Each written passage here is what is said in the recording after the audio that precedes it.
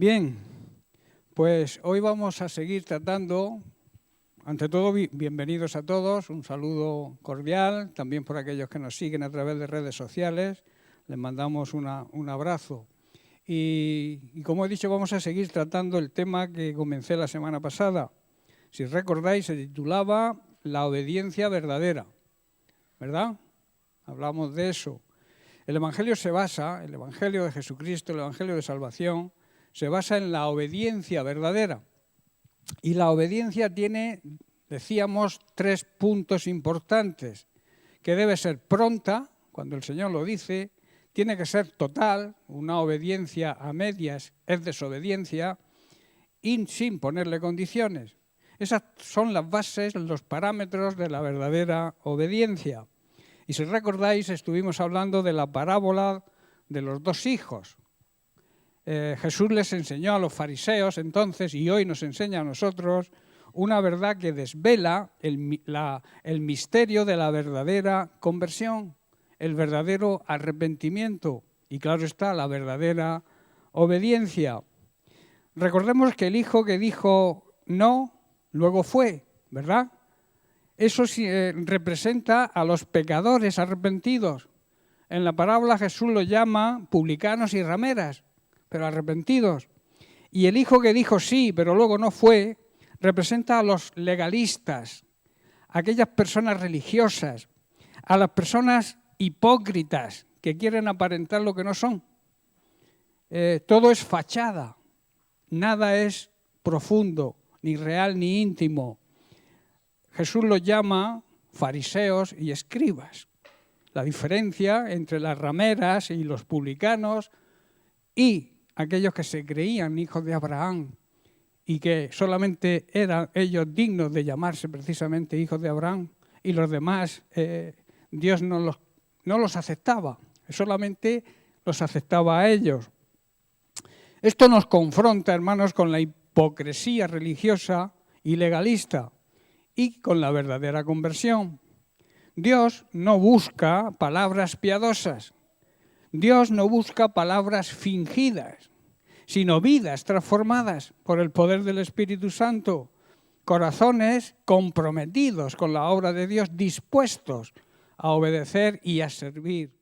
Hoy en día hay un problema grande en la iglesia contemporánea, no hay compromiso, la gente no se compromete, se limita a seguir religiosamente viniendo por costumbre a la iglesia, pero durante la semana no hay compromiso, no los vemos por las células, no los vemos en la reunión de oración, no los vemos en la escuela bíblica. Y es lamentable que la iglesia contemporánea sea así, pero es una realidad que hay que afrontar. Yo peleo junto con Marisa porque vemos ese gran problema hoy en día. Por otro lado, está anunciado en las Sagradas Escrituras que en los últimos tiempos el amor de muchos se enfriará y nos volveremos legalistas, fariseos, personas que vamos a la iglesia o venimos a la iglesia por cumplir, por decirle a Dios, he cumplido contigo. Pero Dios, déjame decirte algo, no tiene necesidad de nosotros. Somos nosotros quienes lo necesitamos a Él. Y por eso a mí me gustaría que la iglesia despertara, que hubiera un avivamiento desde lo más íntimo. Sabéis que el avivamiento muchos creen que viene de afuera. No, el avivamiento tiene que producirse dentro de nuestro interior. Y a partir de ahí ir contaminando y contagiando a la gente de alrededor. Ese es el verdadero avivamiento. Personas como estudiábamos hace unas semanas, personas que te animen a venir a la casa del Señor. David dijo, yo me alegré cuando me dijeron, no cuando estaba allá en la iglesia, sino cuando me dijeron, vamos a la casa del Señor. Y eso nos cuesta, no sé por qué está pasando hoy en día con la iglesia contemporánea. Supongo que será porque andamos muy atareados, con nuestros trabajos, con nuestras prioridades. Pero mientras que no pongamos a Cristo en primer lugar, nuestra vida no tendrá éxito. Será una vida mediocre. Jesús quiere darnos vida abundante. Pero claro, tenemos que buscar el reino de Dios y su justicia en primer lugar. Y lo demás viene añadido. Eso es una gran promesa que no muchos cristianos entienden, comprenden y llevan a la práctica.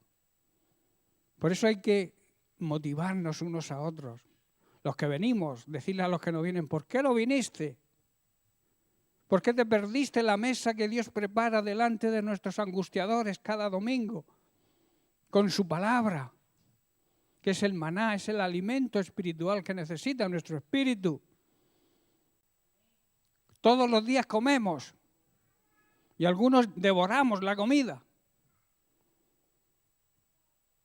¿Cuántos alimentan bien el espíritu con la palabra de Dios? Por eso la carne vence siempre al espíritu. Nos viene el apagón, no el apagón que sufrimos hace unos meses, el apagón espiritual, que es incluso más peligroso que el apagón de la luz natural o la luz que nos alumbra cada día. El peor apagón es el apagón espiritual, y yo creo que lo está sufriendo hoy en día la Iglesia verdadera. Hay, digamos, dejadez, falta de compromiso. Gente que diga, heme aquí, envíame a mí, como dijo Elías. Personas que necesitan ayuda y no la tienen porque no hay gente dispuesta a ayudar. Y eso es un grave problema, hermanos. Por eso digo que Dios no busca palabras piadosas, palabras que salgan de nuestra boca solamente, pero no de nuestro corazón. Palabras fingidas el Señor no quiere. Como he dicho, quiere vidas transformadas. Corazones comprometidos con la obra de Dios, dispuestos a obedecer y a servir. Jesús dijo, yo no he venido para que me sirvan. Y era el Hijo de Dios. He venido para servir. E incluso dar la vida por mucho. ¿Qué es lo que hizo realmente? Durante todo su ministerio dedicó su vida a ayudar a la gente. A donde había un problema, allí estaba Jesús y lo solucionaba. Y luego murió en la cruz para pagar nuestra condena. Él no merecía estar en la cruz, lo merecíamos nosotros. Pero Él se puso en nuestro lugar y nos declaró inocentes. Nos justificó ante el Padre. Por eso tenemos que obedecer a Cristo. No digas que eres buen cristiano si desobedeces la palabra de Dios. No digas siquiera que eres cristiano si no vives de acuerdo a la palabra de Dios, porque estarás dando un falso testimonio de la verdadera iglesia. Y como es la verdadera obediencia a Dios, hermanos, lo que justifica no es la apariencia religiosa, sino el arrepentimiento verdadero y la obediencia genuina. Estuvimos hablando la semana pasada de los dos hijos, el que dijo sí, el que dijo no, cuando el padre los invitó, les dijo que fueran a su viña a trabajar. Hoy quiero hablaros de otros dos hermanos y de un padre, del hijo pródigo y del hermano mayor. Que poco se predica del hermano mayor, siempre predicamos del hijo pródigo y nos identificamos muchas veces con él, pero como que no nos damos cuenta de algunas enseñanzas grandes y poderosas que hay en la actitud del hijo mayor. Esa parábola está en el capítulo 15 de Lucas y dice el versículo 11, también dijo Jesús, un hombre tenía dos hijos y el menor de ellos dijo a su padre, Padre, dame la parte de los bienes que me corresponde, y les repartió los bienes. Vamos a centrarnos en el versículo 12. Dice, y el menor de los dos hijos le dijo a su padre, Padre, dame la parte de los bienes, dame mi herencia. Y dice la parábola que les repartió los bienes. Muchos de nosotros, la mayoría, al leer esta parábola, tendemos a identificarnos, como he dicho, con el hijo pródigo. Muchos han leído esta parábola con la mirada puesta en el hijo menor y con razón, pues representa el alma que se aleja del Padre, la persona que se aleja de Dios. Pero hay detalles del relato que pasan desapercibidos y que tienen una carga y una enseñanza poderosa y profunda. Y es la actitud, una de ellas es la actitud del hermano mayor. Y otro de los detalles en esta frase que pudiera pasar desapercibida, casi lo podemos decir como secundaria, que y les repartió los bienes. Fue justo repartió los bienes incluso al que no se los pidió. ¿Estáis entendiendo? Fue solo el menor el que la pidió, pero el padre, siendo un padre justo, la repartió a los dos. ¿Por qué actuó así? ¿Qué significa esto para nosotros? Un padre que responde a una petición, primero, insensata. El hijo menor se atreve a pedir su herencia en vida del padre. ¿Sabéis que esto, en la cultura hebrea, era una ofensa gravísima contra el padre? Era como decir, padre, dame lo mío. Aunque tú no hayas muerto, no te necesito, solo quiero mis bienes, lo que me corresponde, mi herencia. Eso era muy grave, repito, en la cultura hebrea. Pero el padre no le reprende. Dios no obliga a nadie a quedarse en su casa. Él permite que el corazón se rebele, que el alma pruebe los caminos del mundo, para que luego en su miseria, en su necesidad, se acuerde de la casa del Padre. ¿Cuántos se apartan de la iglesia? ¿Cuántos se apartan de la confraternidad de los hermanos? Y luego se arrepienten y vuelven arrepentidos. Otros no, pero algunos vuelven arrepentidos a la casa del Padre porque ven la necesidad.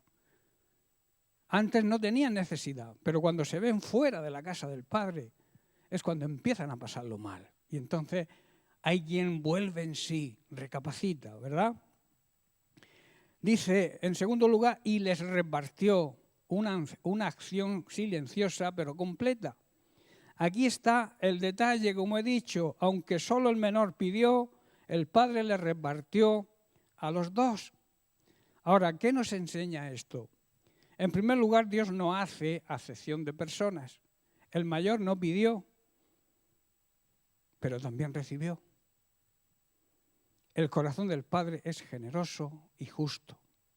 Él da a todos, aun cuando no todos aprecian lo que han recibido, como pasó con el hijo mayor. El Padre conoce los corazones. Aunque el mayor no pidió, también tenía en su interior una actitud incorrecta. Más adelante se rebela contra el Padre y le dice, ni un cabrito me has dado, le reprocha al Padre. El Padre reparte los bienes porque sabe que ambos necesitan ser probados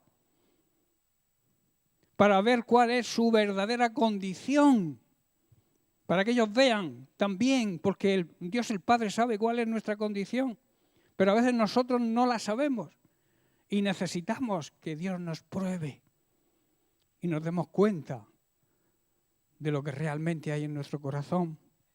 El Padre prepara la lección para ambos hijos. Uno se va y malgasta. El otro se queda y se enorgullece. Ambos están lejos del corazón del Padre. Muy lejos del corazón del Padre. Ambos necesitan aprender lo que significa ser hijo y no siervo. Hoy en día también necesitamos saber que somos hijos de Dios, pero también somos servidores del reino. Dos herederos, dos caminos y un solo corazón, el del Padre. Este acto del Padre es simbólico. Él da a cada uno lo suyo, porque sabe que solo en libertad el amor es verdadero. Porque el amor no se puede obligar. Nadie puede obligar a otro a amar y Dios tampoco te va a obligar a que le ames. Pero Él te muestra, a través de esta parábola, Dios nos está hablando y nos muestra las consecuencias de obedecerle o no obedecerle. Y les repartió. El Padre está diciendo, os doy a cada uno la posibilidad de mostrarme si me amáis por lo que soy o por lo que os doy. Dios también hace igual con nosotros. A veces agradecemos a Dios, decimos que amamos a Dios por lo que nos da. Y eso es erróneo. Debemos amar y obedecer a Dios por lo que Él es. El Señor de señores y el Rey de reyes. Y además nuestro Padre celestial. Y todo hijo le debe un respeto y una obediencia a su Padre. Y aquí está la gran enseñanza. El que pidió y se fue, volvió arrepentido. El que se quedó nunca entendió el gozo de estar en la casa del Padre. ¿Os dais cuenta de la diferencia? Cómo el Señor permite a veces que nos vayamos al mundo para que veamos lo que el mundo ofrece y para que volvamos en sí y recapacitemos y veamos que donde mejor estamos es en la casa del Padre. Ambos recibieron bienes, pero solo uno volvió en sí, el menor, el que su hermano luego criticó. Dios también nos ha repartido bienes a nosotros, ¿verdad? Nos ha dado vida, pero no vida física, que también, la vida física también viene de Él, sino una vida plena y abundante, la vida eterna que quiere que la empecemos a vivir aquí, como un anticipo de la eternidad, de la vida eterna en la presencia del Padre. Nos ha dado familia, tenemos que estar agradecidos con Dios por la familia que nos ha dado. Nos ha dado una iglesia, su iglesia, el cuerpo de Cristo, para que formemos piedras vivas dentro de ese edificio de Dios. Capacidades también tenemos, dones, talentos. Incluso nos ha dado la libertad para tomar decisiones, no nos obliga. Y yo pregunto, ¿qué estamos haciendo con todo eso? ¿Somos como el hijo menor que se aleja hasta caer y volver en sí? ¿O somos como el mayor que se queda, pero sin amor y sin disfrutar de todo lo que hay en la casa de su Padre? El Padre Celestial nos ha dado todo en Cristo. Todo lo tenemos en Cristo, hermano. Si tenemos a Cristo, lo tenemos todo. Si no tenemos a Cristo, por muchos bienes terrenales, por muchos coches, casas, cuenta bancaria, todo eso se va a quemar con el fuego y se va a quedar aquí. Lo importante es lo que mandemos al cielo. El oro, la plata, las piedras preciosas. Esas serán probadas también, nuestras obras van a ser probadas. El juicio no será para condenación a los creyentes, pero sí nuestras obras van a ser probadas y recibiremos recompensa, aparte de la salvación. Depende de cómo edifiquemos, de los tesoros que mandemos al cielo, tendremos esa recompensa. Tenemos un chalet con piscina o tendremos una casita con 4 uralitas mal puestas. Porque el Señor nos va a edificar una morada allí de acuerdo a los materiales que le mandemos. Si le mandamos hojarasca o le mandamos piedras preciosas. Depende de nuestras obras aquí en la tierra, porque nuestras obras, repito, van a ser probadas. Por eso el Padre, repito, nos ha dado al Hijo, a Cristo, nos ha regalado a Cristo. Pero no busca solamente siervos obedientes, sino hijos que amen su presencia más que su herencia. A veces amamos a Dios, repito, por lo que nos da. Tenemos que amarlo por lo que Él es y lo que ha hecho por nosotros. Hoy debemos examinar nuestro corazón. No basta con quedarse en casa. No basta con venir a la iglesia y estar aquí de cualquier forma, sin compromiso, sin entrega, sin fe. Venimos por rutina. No basta con estar en la casa del Padre de esa forma. Tenemos que disfrutar de lo que hay en la casa del Padre. A veces nos quejamos y lo tenemos todo, porque no sabemos disfrutar lo que Dios nos da, porque priorizamos lo que el mundo nos ofrece, que es porquería, basura, inmundicia, pecado. Eso es lo que nos ofrece el mundo que nos rodea. Y muchos prefieren llamarse cristianos, venir los domingos a la iglesia, pero el resto de la semana mezclados con el mundo. Yo los llamo cristianos de la secreta, porque nadie sabe que son cristianos. Vienen a la iglesia sí, pero ni en su barrio les conocen como cristianos, ni en su propia escalera. Cristianos de la secreta o camaleones. ¿Sabéis lo que hace el camaleón, verdad? Expulsa una tinta que lo envuelve del color del ambiente y los depredadores no lo ven. Pues eso hacen muchos cristianos. No quieren ser vistos como cristianos, les da vergüenza por el que dirán. Por eso, repito, hoy debemos examinar nuestro corazón y no basta con quedarse en casa. Hay que entrar en el gozo del Padre. Seguimos con la parábola, versículo 13. Dice, no muchos días después, juntándolo todo, el hijo menor se fue lejos a una provincia apartada y allí desperdició sus bienes viviendo perdidamente. Y cuando todo lo había malgastado, vino una gran hambre en aquella provincia y comenzó a faltarle. Y fue y se arrimó a uno de los ciudadanos de aquella tierra, el cual le envió a su hacienda para que apacentara cerdos. Y deseaba llenar su vientre de las algarrobas que comían los cerdos, pero nadie le daba. Y entonces el versículo clave, y volviendo en sí, dijo, ¿cuántos jornaleros, siervos en la casa de mi padre tienen abundancia de pan y yo aquí me muero de hambre? Recapacitó, se dio cuenta de su necedad, volvió en sí. Este es el camino al arrepentimiento y a la restauración, es recobrar la razón perdida. La expresión volver en sí significa recuperar la conciencia o el entendimiento después de haber estado en un estado de confusión, inconsciencia o distracción. A veces las situaciones de las cosas que nos rodean nos distraen y nos hacen perder la razón. Después de vivir una vida desenfrenada, el hijo pródigo finalmente volvió en sí y decidió cambiar y regresar a la casa del padre. Incluso pensaba decirle, recíbeme no como tu hijo, sé que no lo merezco. Eso demuestra humildad. Pero recíbeme como uno de tus siervos. Aquí, ese volviendo en sí indica que el hijo recapacitó, despertó de su insensatez y reconoció su condición lamentable, tanto espiritual como física. Estaba hecho unos zorros, como se suele decir, ¿verdad? Tanto física como espiritualmente.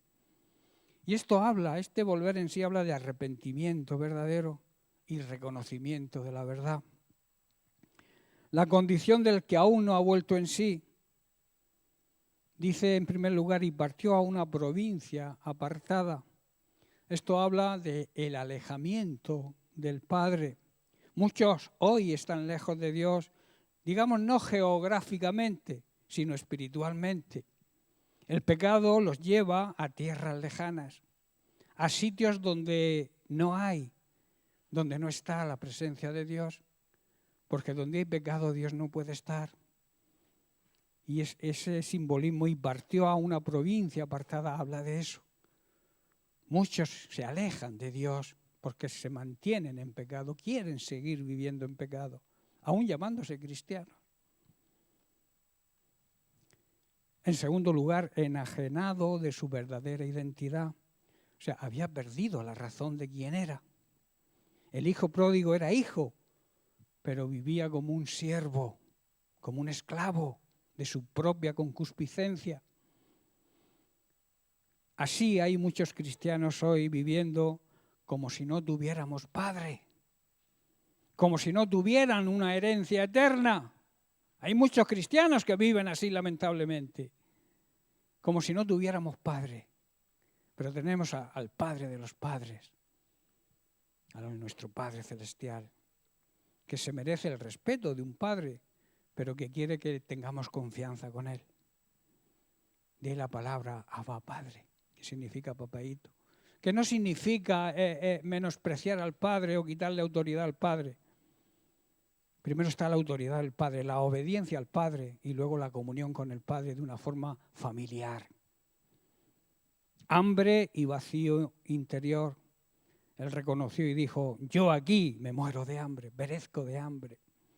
El alma alejada de Dios siempre termina hambrienta. Por eso necesitamos la cercanía de Dios para saciar nuestro espíritu. El mundo promete y ofrece libertad, pero da cadenas. ataduras.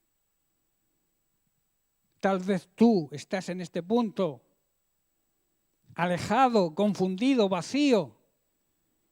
Pero hay una buena noticia. Aún hay esperanza. Aún estamos a tiempo. En segundo lugar dice, volviendo en sí. Esto habla del despertar del alma. El milagro del quebrantamiento. No fue una simple reflexión que hizo el hijo menor, ni un cambio de opinión. Fue un acto espiritual profundo. Es el Espíritu Santo obrando en el corazón. Reconocimiento de su condición ruinosa. Cuando dijo, ¿cuántos jornaleros tienen abundancia y yo perezco? No hay restauración sin reconocimiento de culpa. Hasta que no se confiese, estoy mal, reconozco que estoy mal, no se avanza. Hay muchas personas que dicen, yo estoy bien, no voy a la iglesia, pero estoy bien. No se reconoce el problema y por tanto no hay solución. La primera cosa para solucionar un problema es reconocer que existe el problema. Si tú dices que estás bien, pero no tienes una relación con tus hermanos en la iglesia, no apareces por la iglesia, no apareces en la oración, no apareces en la célula, no apareces por ningún lado y dices que vives bien, estás engañándote a ti mismo. Es mentira. Con Cristo lo tenemos todo, sin Cristo no tenemos nada, aunque lo creamos o finjamos creerlo. La vida cristiana es como es, no como yo quiero que sea. No quiero hacer un Dios a mi medida. Yo tengo que moldear mi vida a la medida de Cristo, a los parámetros que marcan su palabra. No hacer un Dios que me permita incluso pecar. Hay algunos llamados cristianos que viven en pecado porque supuestamente Dios les permite pecar. Eso es una falacia, una gran mentira de Satanás. Y luego está el recuerdo de la casa del Padre. Aquí es donde comienza el arrepentimiento, cuando nos acordamos lo que hemos perdido. Recordar que hay pan en la casa de Dios, que hay alimento espiritual en la casa de Dios, que nuestro Padre Celestial sigue esperándonos. Esto es una gran demostración de su amor y de su misericordia, hermanos. No basta con saber que están mal. Necesitamos volver en sí, despertar, reaccionar y levantarnos. Versículo 18 dice, me levantaré e iré a mi padre y le diré, Padre, he pecado contra el cielo y contra ti. Ya no soy digno de ser llamado tu hijo. Hazme como a uno de tus jornaleros. La clave, versículo 20, primero dice, me levantaré. Se propone levantarse, pero en el 20 dice, y levantándose, vino a su padre y cuando aún estaba lejos, lo vio su padre y fue movido a misericordia. Y corrió y se echó sobre su cuello y le besó. Daos cuenta de que el hijo había malgastado toda la herencia. Y al padre no le importa lo material. Al padre no le importa lo que tengamos, lo que perdamos materialmente, le importa nuestro corazón. Y él vio que su hijo se había arrepentido. Proponer levantarse y hacerlo. Hay quien se propone levantarse, cambiar, sí, yo voy a cambiar, pero nunca cambia. Muchos se lo proponen, pero nunca llegan a hacerlo. Están atados con diferentes cadenas y ataduras. Y luego tenemos el fruto del que vuelve en sí. El fruto es el regreso a la casa del Padre. Humildad verdadera. Me levantaré, iré a mi Padre y le diré, Padre, he pecado. Reconocimiento de pecado. El alma que vuelve en sí deja la excusa y abraza la confesión y el reconocimiento de su condición. No culpa a otros, como muchos. Es que mi mujer tiene la culpa, es que mi marido, es que mi... No busquemos excusas, reconozcamos nuestra condición. He pecado, dijo. He pecado yo. Nadie me obligó a pecar. Yo peco porque yo quise pecar. Y luego vemos una acción decidida y levantándose. Vino a su padre. No basta con sentir, hay que levantarse. El arrepentimiento no es solo una emoción pasajera, es una práctica continua. Regreso, oración y restitución por parte del Padre. Y luego tenemos el abrazo del Padre. Dios nos espera con los brazos abiertos. Y cuando aún estaba lejos, dice, yo me imagino al Padre todas las madrugadas, asomándose por la ventana, a ver si veía la silueta de su Hijo que regresara. Dios está haciendo lo mismo con nosotros, con los que se alejan de su presencia. Cada día mira por la ventana, digamos, espiritual, a ver si regresamos a Él. Y cuando nos ve venir, sale corriendo. Lo vio el Padre. Dios no está con el ceño ahí fruñido para decir, cuando llegue verás. Cuando llegue le voy a pedir cuenta de qué ha hecho con la herencia. No, Dios no actúa así, sino que nos espera con los brazos abiertos. El que vuelve en sí es el que encuentra su gracia. Hoy el Padre Celestial sigue esperando, no con castigo, sino con amor. Yo te pregunto, si estás en esta condición, ¿volverás en ti? ¿Darás el paso de volver a la casa del Padre? Seguimos en el versículo 21. Dice, y el Hijo le dijo, Padre, he pecado contra el cielo y contra ti. Ya no soy digno de ser llamado tu hijo. Pero el Padre dijo a su siervo, sacad el mejor vestido y vestidle, y poned un anillo en su mano. Esto es símbolo de identidad. El Hijo le pidió ser su siervo, dejar de ser su hijo, pero él dijo, no, te voy a poner el anillo, recobras tu identidad de hijo. Y le puso calzado en sus pies. Y luego añade, y traed el becerro gordo y matadlo, y comamos y hagamos fiesta. Porque mi hijo muerto era y ha revivido. Se había perdido y es hallado. Y comenzaron todos a regocijarse, menos uno. Ahora vamos a entrar en él. Ante este hijo que se aleja, que desperdicia su herencia en desenfrenos, en lujurias, en excesos, que llega a lo más profundo del pozo de la miseria, a la desesperación más absoluta, quizá nos conmueve su arrepentimiento, su regreso humillado, su clamor por el perdón, y podemos llegar a sentir compasión por él, ¿verdad? Es fácil identificarse con la debilidad humana, con los errores que cometemos, con la necesidad de la misericordia divina. Pero, ¿qué pasa con el otro hijo? Versículo 25. Y su hijo mayor estaba en el campo. Estaba trabajando en la viña del Señor. Y cuando vino y llegó cerca de la casa, oyó la música y las danzas. Y llamando a uno de los criados le preguntó qué era aquello. Él le dijo, tu hermano ha venido y tu padre ha hecho matar el becerro gordo por haberle recibido bien y sano. Versículo 28. Y entonces se enojó. En vez de alegrarse porque su hermano había regresado. Y no quería entrar. Salió por tanto su padre. El padre siempre sale a la busca de los hijos, sea la condición que sea. Y le rogaba que entrase. Mas él respondiendo dijo al padre, he aquí, tantos años te sirvo, no habiéndote desobedecido jamás, y nunca me has dado ni un cabrito para gozarme con mis amigos. Pero cuando vino tu hijo, que ha consumido tus bienes con rameras, has hecho matar para él el becerro gordo. Él entonces le dijo, hijo, tú siempre estás conmigo y todas mis cosas son tuyas. Mas es necesario hacer fiesta y regocijarnos, porque tu hermano estaba muerto y ha revivido, se había perdido y es hallado.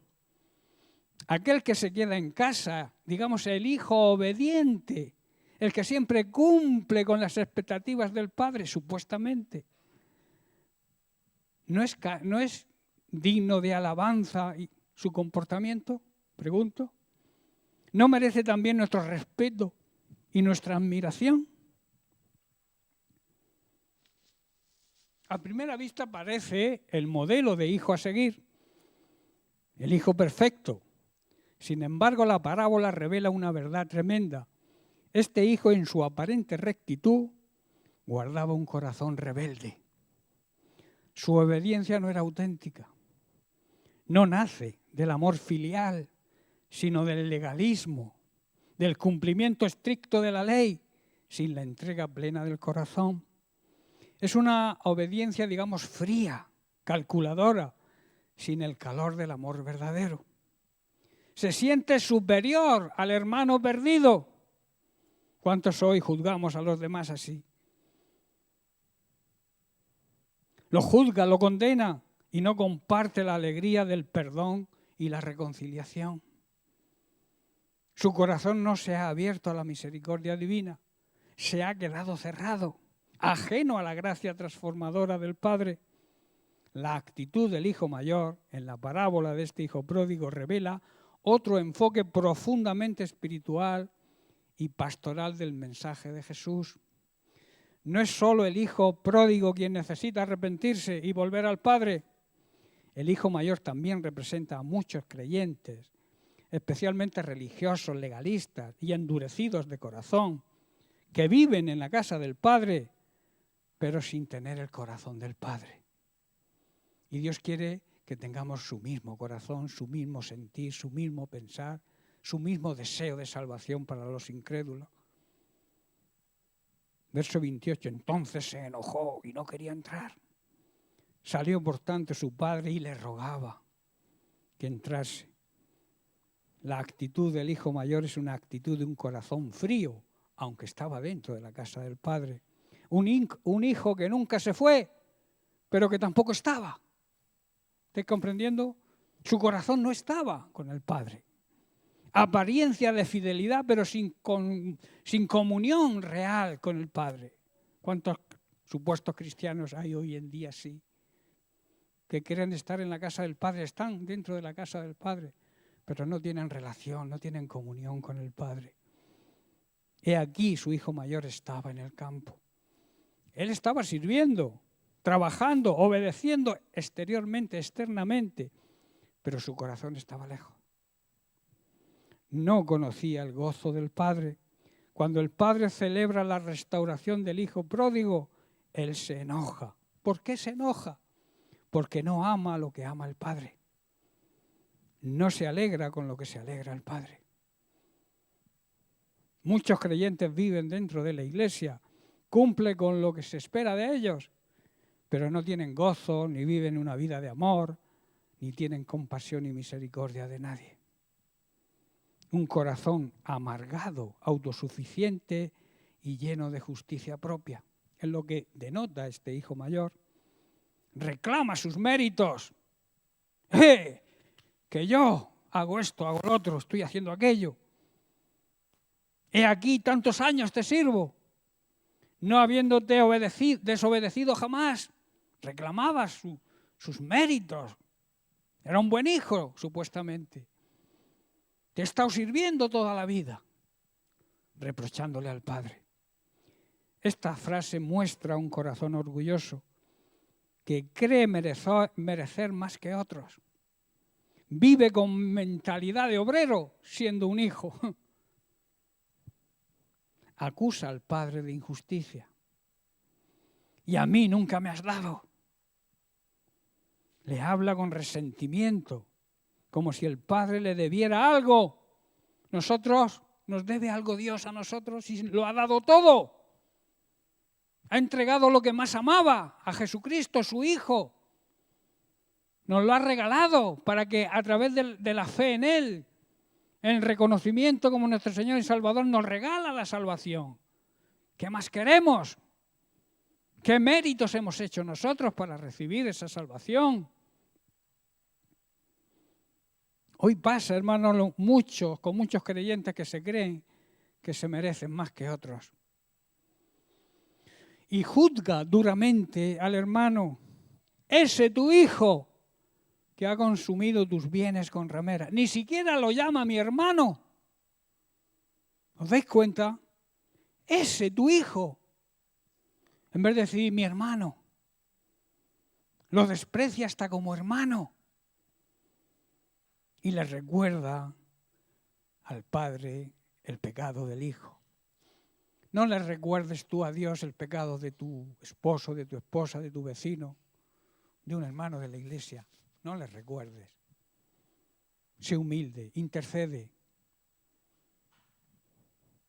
¿Cuántos cristianos miran a otros con condena, con acusación, creyéndose superiores, mientras su propio corazón está frío y endurecido? La gracia del Padre hacia el Hijo mayor. El Padre sale a buscarlo también. Salió su Padre y le rogaba que entrase. Con el mismo amor que corrió hacia el otro hijo, al hijo pródigo, ahora ruega al hijo orgulloso que entre en casa. Le recuerda su herencia y su posición. Hijo, tú siempre estás conmigo, todas mis cosas son tuyas. Lo tienes todo a tu disposición. ¿Quieres el becerro? Cógelo, mátalo. No le falta nada. Le recuerda su herencia, pero vivía como si no tuviera nada. Muchos cristianos viven así, como si no tuviéramos nada en Cristo, y lo tenemos todo. La religión sin relación nos lleva a la queja y a la frustración. Si tú eres religioso, pero no tienes una comunión de intimidad con Dios, eso te va a llevar a la queja, a la murmuración. Era necesario, le dice, hacer fiesta y alegrarnos. No hay más gozo en el cielo por un pecador que se arrepienta. Por eso nosotros cuando alguien se arrepiente tenemos que regocijarnos junto con el Padre y con los ángeles.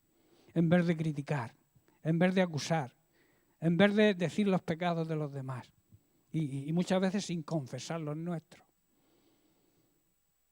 El legalismo, la religiosidad, te hace vivir amargado o amargada. La gracia te hace cantar junto con los ángeles cuando alguien se arrepiente. Ya estoy terminando. Conclusión. ¿Somos el hijo mayor? ¿Estamos dentro de la iglesia pero lejos del corazón del Padre? ¿Servimos a Dios con resentimiento, con exigencia y con orgullo? ¿Nos cuesta alegrarnos cuando Dios bendice o perdona a otros? Son preguntas que deberíamos hacernos y aplicarlas a nuestra vida.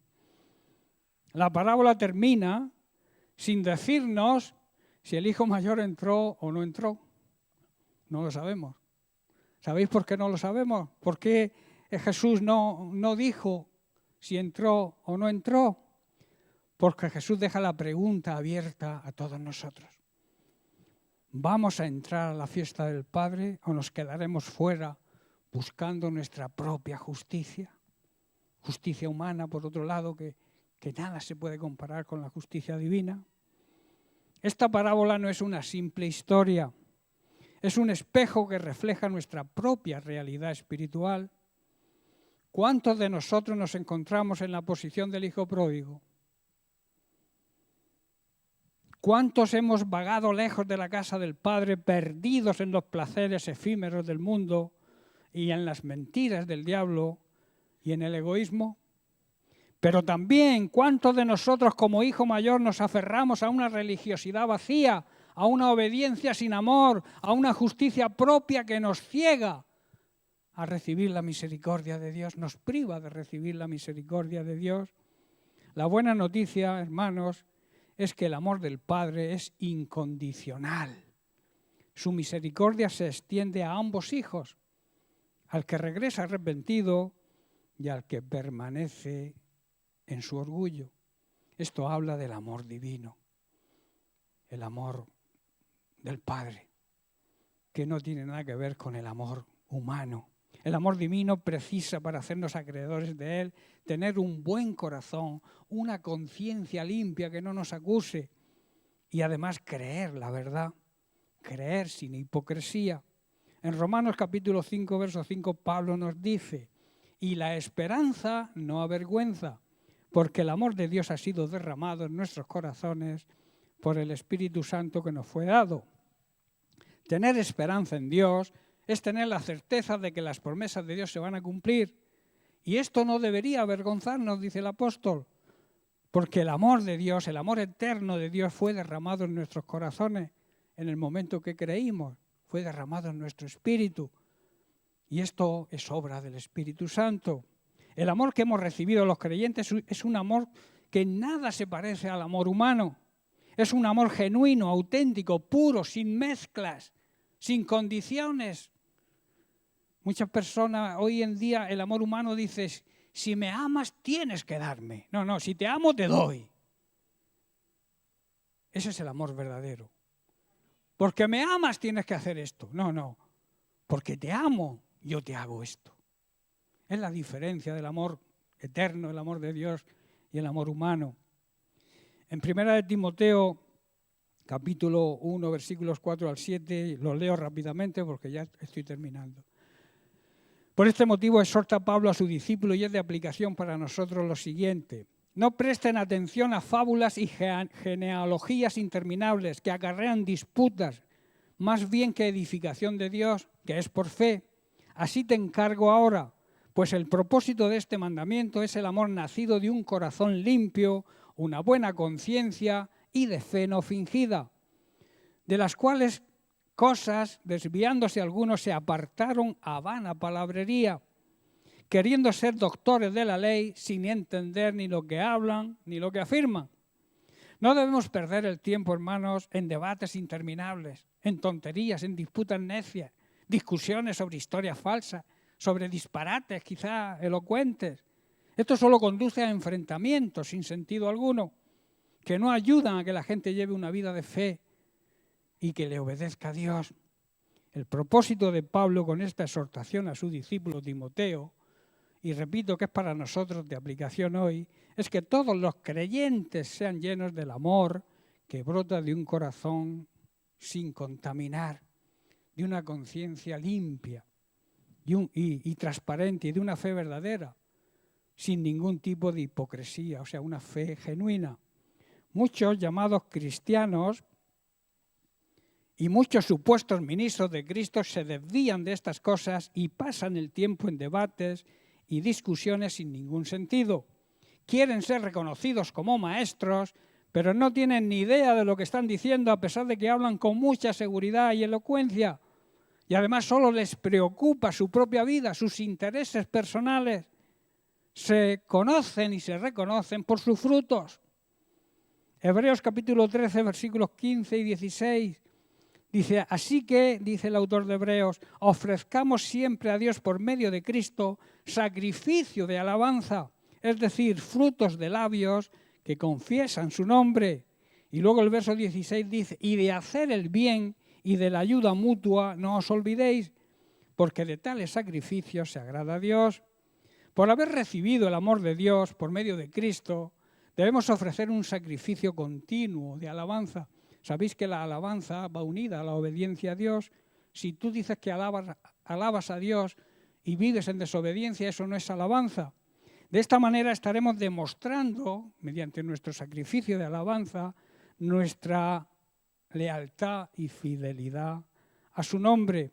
Porque no debemos olvidar que de hacer el bien y de compartir lo que tenemos con quienes pasan necesidad son los verdaderos sacrificios que le agradan a Dios. Nuestro mayor propósito en nuestra vida debería ser ir repartiendo el amor de Dios a todo el mundo que nos rodea. El amor puro, limpio, sin hipocresía, sin fingimiento, el cual se recibe por gracia, es un regalo de Dios. Como la Biblia enseña que de lo que hemos recibido de gracia, hemos recibido de regalo de Dios, tenemos que darlo. Debemos dar de gracia lo que hemos recibido de gracia. Procuremos tener, por tanto, un corazón limpio. El Padre no se cansa de esperarnos, de llamarnos a su lado, de ofrecernos la reconciliación, el arrepentimiento sincero, el regreso al hogar, el abrazo del perdón. Todo esto es posible gracias a su infinita gracia. Así que examinemos nuestro corazón y ya termino.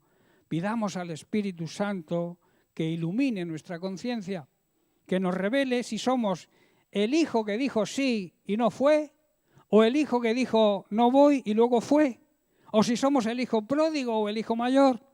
O quizás seamos una mezcla de todos. ¿Mm? Y ante todo debemos confiar en la misericordia del Padre.